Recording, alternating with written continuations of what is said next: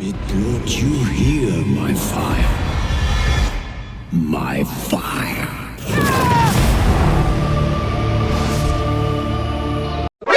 NANI? Not a great plan. It's a bold strategy, Cotton. Let's see if it pays off for him. You sure about that? You sure about that?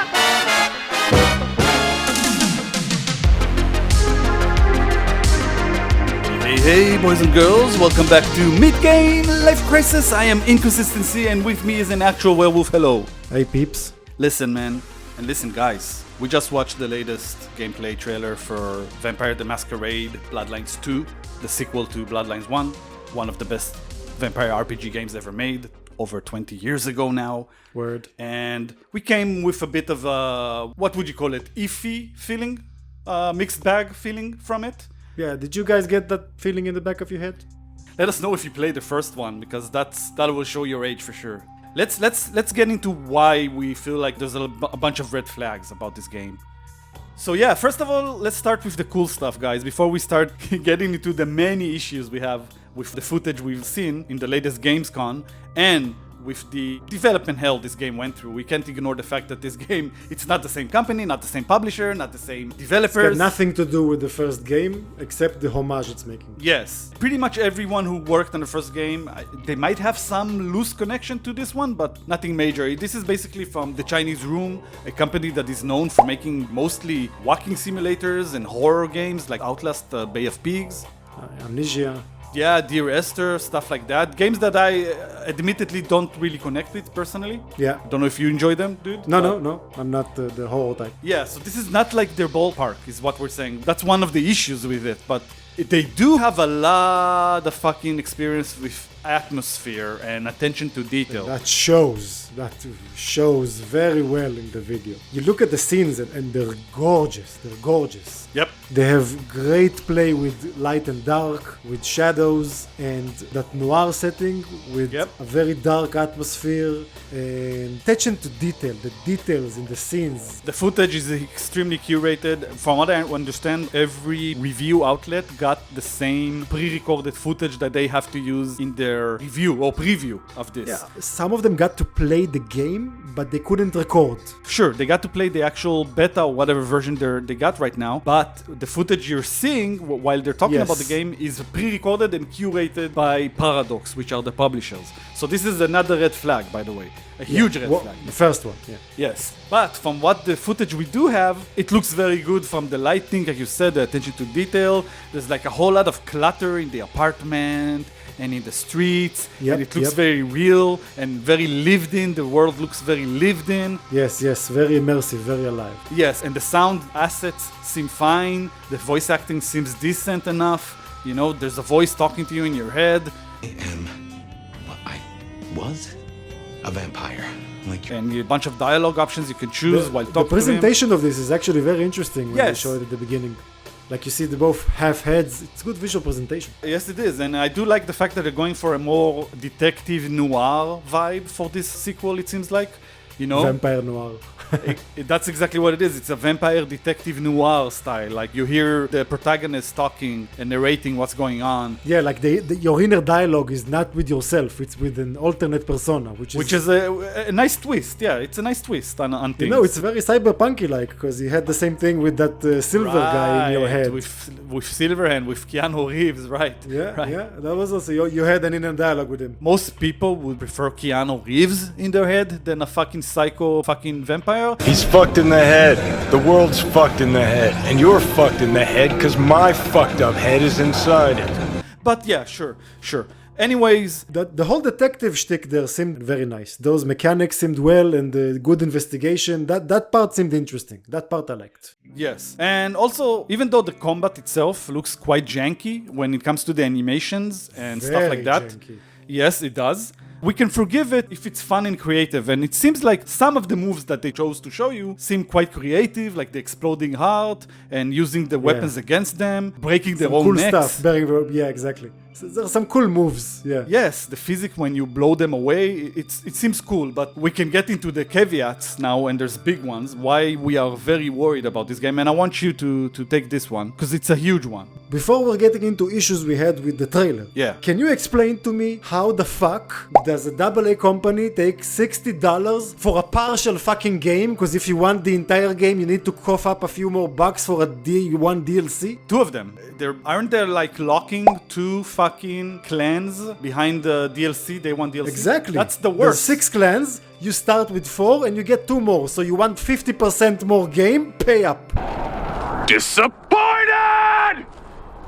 And this is such a weird move by Paradox. Yeah, they don't usually do that. I mean, these guys are known for like publishing and creating like massive strategy games, Forex strategy games. Yeah. Europa Universalis and Stellaris. And the Chinese room is like this small company that makes this very niche horror games or walking simulations. What the fuck? Who over there decided that this is a good idea to go and make a fucking pre-order DLC?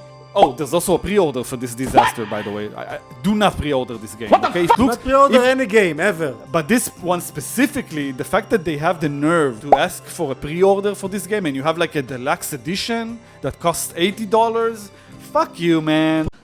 Bullshit. Derivative.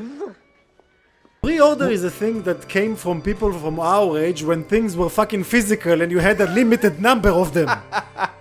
When it was actually worth There's no it. point in pre-order in a digital world. Especially not from a game with such a spotty history and development hell, and for a sequel of a game from 20 years ago, based on a niche tabletop system that not a lot of people know. I didn't even know it was a tabletop before you told me, by the way. Let's talk about the issues of the trailer, okay? Yes. Like we said before, why is this curated? Why didn't they let them show the recorded footage? We're 2 months before release. Yep. This is the time of polishing. Yet are they not proud of what their product? Are they what's the deal? And they give you a trailer that puts emphasis on the combat? That's like the weakest point so far. You're talking about the short trailer, the 2-minute Yeah. trailer. Yeah. All you see is combat. I hope combat is not the main thing of this game. The combat looks weak. It looks floaty. It looks janky. Yeah. I mean, some of the moves are cool, like we mentioned, but overall it looks a bit janky, and there's too much emphasis on it. Bro, that feeding animation. Yes, the biting animation is What terrible. the fuck is that feeding animation? It's terrible. It's terrible. I don't know how they like It's said. not "Yep." even touching. It's like floating above. What? But you can forgive it because it's, like I said, it's a small company, relatively small company, right? And they don't have a lot of experience with this kind of games. Why is it charging $60 and then some? That's the issue. And why day one fucking DLC. Those are the things that make us more critical than we would otherwise, right? The UI didn't make me fall off my chair. The UI is Okay. terrible, especially when you go into you the... look at the icons, you look at the tree, skill tree, Yes. it looks very Terrible. simplistic. Primitive. Hey, listen, they do have 2 months. The Like, facial animations too, by the way. yes, but they do have 2 months. This is stuff they can fix. A lot of this stuff that we're saying, they can actually fix in 2 months. To be honest, Sure. to be fair. So we'll see. I'm holding out hope. What else didn't I like? I did not like the face animations, bro. Alright? Yeah, exactly. Some of them look okay, but most of them look very primitive, alright? They seem a bit better in the cinematics, like in the cinematics they seem high quality, Right. but in the conversations, In the and gameplay conversation. yeah, in the in-engine things, I don't. Yeah, and that's a shame because in the first game, I remember that the facial animations were like quite advanced for the time. This is 2004, bro. It was considered quite advanced, and it was based on the Source engine, the one that they made Half-Life 1 and 2 with, and obviously Counter-Strike games. So it was quite buggy at the time, I remember, but the facial animations were quite impressive for the time. And in here, yes, they're like, obviously it's a lot more advanced, but it doesn't seem like they put enough emphasis on it because you should be having a lot of conversations in this game. There's going to be a lot of faces you're going to be watching talk to you, right? So, Yeah. I don't know. It's another Yeah. thing that bothers me. It's a mixed bag, like we said. Yep, for sure. So guys, what we have here is a game that has an amazing back scene, a great environment, really good atmosphere. You can see that these guys are strong with it, but then it gets juxtaposed by floaty combat, janky animations, and some dated graphics, and we don't even know if this thing will perform. Yes, we don't know how the technical performance is. Who knows how fucking riddled with bugs it's going to be. There's a reason they made it so curated, right? The footage. There's a reason for that. Then again, there's more months. There's more footage they might release. They might actually show us more like pure footage, right? Like not as edited and curated. We'll see. We'll see. The story seemed decent, and the game intrigued us. The game seems intriguing, but there's so many red flags, especially, in my opinion, the Day 1 DLC is such a huge mistake. Such a huge mistake. Yes. It's going to make a lot of people just review it negatively, that. just for spite, just because of that. And they're shooting themselves in the legs. Agreed. And it's a mistake, and it shows desperation, in my opinion. But yeah, that's all we have for you guys today. It's a mixed bag, but we'll see. I'm intrigued still. I hope it's gonna be good. I'm Inconsistency. I'm Werewolf. We've been Midgame Life Crisis. We are out. See ya.